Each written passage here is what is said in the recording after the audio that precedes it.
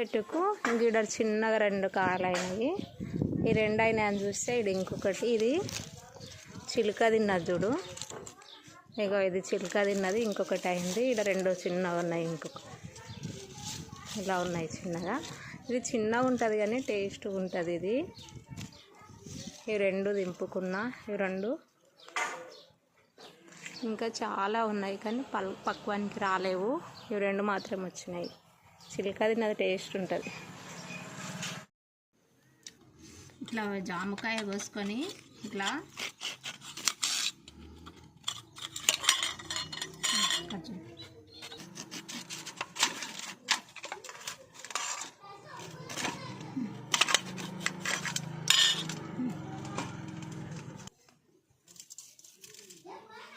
ఇలా ఉప్పు వేసుకొని, ఇలా కారం పొడి వేసుకొని